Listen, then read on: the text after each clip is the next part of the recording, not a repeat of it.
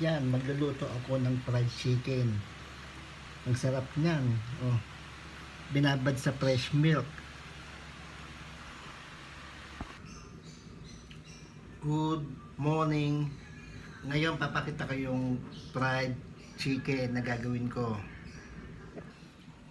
Una, yung manok, dapat chop-chop ko na yan. Meron na siyang paminta na durog. Tapos, bawang,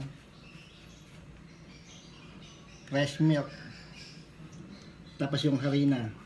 Meron siyang seasoning mix na hinalo ko dyan. Ayan, ilalagay ko na yung bawang, fresh milk.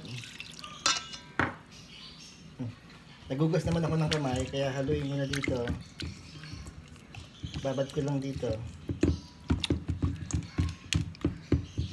Yan, babad ko lang ng 5 minutes.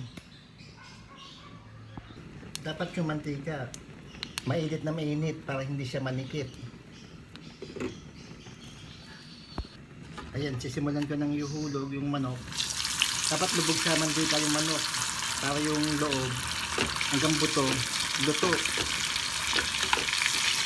Yan ko lang sa harina, nabalutin ko lang.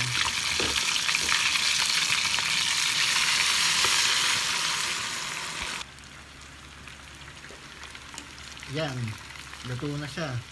Dito ko lalagay yan para masala yung mantika.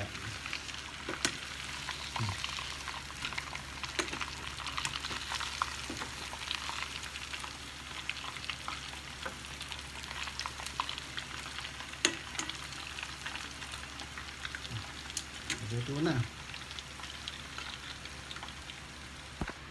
Ayun, naluto ko na yung fried chicken. Sa mga hindi pa nakaka-follow, paki-follow lang ako sa Facebook. Good morning, marami pong salamat. Goodbye.